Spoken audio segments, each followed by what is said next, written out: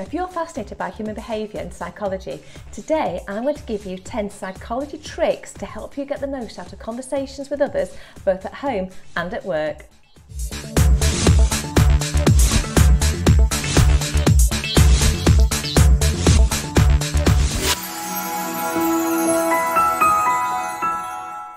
Now, trick number 1 is all about keeping silent. If you're having a conversation with somebody else and they get that awkward pause, don't be inclined to fill the gap. If you've asked somebody a question and they're reluctant to give you the answer, the longer you stay silent and just wait and look at them and make eye contact, the more inclined they are to give a response. And the longer you wait, the more detail they will give in that response. Trick number 2 is how to get somebody who you feel doesn't like you to like you. Now, if you want to build a relationship with somebody who you believe doesn't like you, the trick is to ask for their help. And whatever help and support they've given you, you need to thank them for what they've done, telling them how valuable and important they have been. Because research states that how a person perceives you depends upon how they believe they've treated you. Trick number 3 is about staying close. Now, it's a lot easier to attack somebody from a distance. It's very easy to have an argument or shout at somebody over the telephone or across a counter or even at the other end of a board table. But the closer you are to that other person, the less likely they are to attack you. So if you're entering a situation, sit next to them. If you're entering a boardroom, make sure you take the seat next to them. Or if you're meeting at a restaurant or you're going out for a meal with somebody who you know is going to have an attack on you or have some conflict, the closer you are to them, the less likely you're to have conflict. Tip 4, asking for more than you want. So if you ask for something from somebody, ask for way more than what you actually want or need. Then slowly come down and the thing you wanted no longer seems as outrageous and is less likely to be rejected. So for example, you go to your boss and you say, can I have next week off work? Your boss says no. So you say, could I have 3 days off work? And your boss says, no, you can't have 3 days, that's ridiculous. So you say, okay then, could I just have the 1 day? And the boss goes, 1 day's not too bad. And that's actually what you wanted in the first place. So trick 4, ask for way more than you want or need, and then you work your way down to what you really want and it seems less outrageous. Trick 5, because. Now, trick 5 is all about using the word because when having a discussion with somebody else. Now, research was carried out in the States where they had 3 different cues. Q1, somebody had to jump to the front and simply went, excuse me, can I jump in? Q2, somebody jumped in the front and said, excuse me, can I jump in? I'm late. Whereas Q3, they had a cue and said, can I jump in because I'm late? And when questioned, the people in Q3 had less offence to that person jumping in than the other 2 cues. So adding the word because to your point significantly increases the likelihood of it being accepted. Why? Because I said so. Trick 6 is all about the pause. Now, the pause can have more value in a conversation than any spoken word. People who speak too fast often come across as anxious and they come across as being a little bit nervous and a little bit apprehensive and they need to get the point out. On the other hand, people who speak too slowly often come across as maybe not being quite so sure of what they're saying.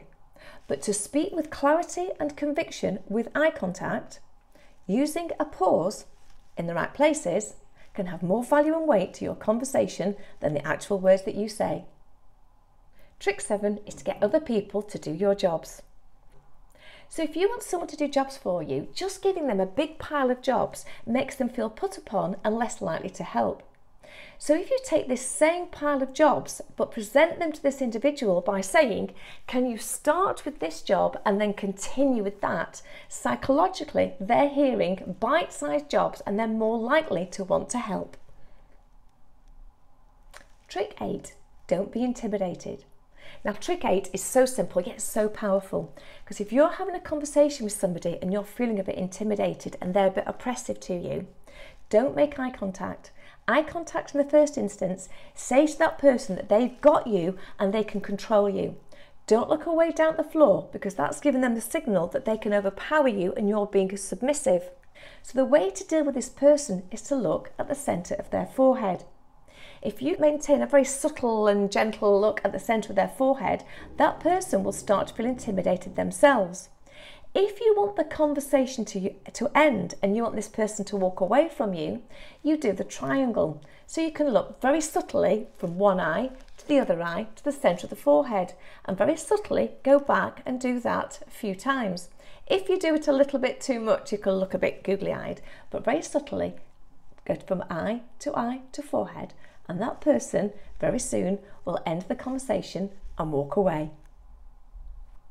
Trick 9, agreement.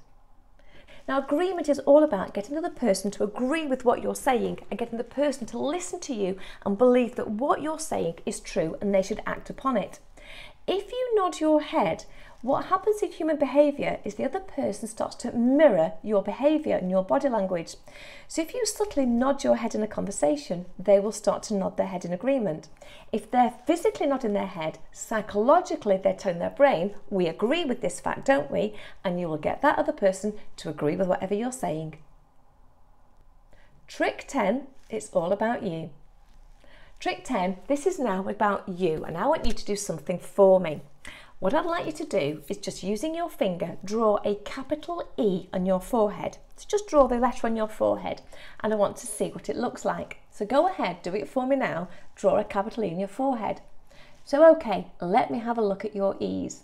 All right, okay. So you've drawn a letter E on your forehead.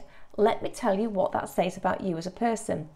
If your letter E is done on your forehead, so it's to be read by the person looking at you, to the person facing you, they can read that letter E with ease. That means that as a person, you think of others first. If, on the other hand, the letter E on your forehead has been written so it's the right way round for you as you're viewing it in front of you, that means that you put yourself first. Take that point. So they have 10 very quick, very simple psychology tricks to help you manage other people and get what you want. Do hope you've enjoyed it. Do pop your comments in the comment section below. I do like reading what people think.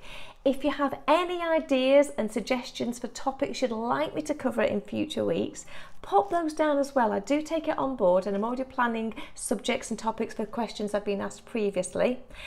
Don't forget to subscribe. It's that side, isn't it? That little button down there. Don't forget to subscribe. Hit the like button for me. Stay tuned for the outtakes. They're coming. They seem to have more popularity than the actual videos. Don't forget, new video every Monday, and I will see you next week.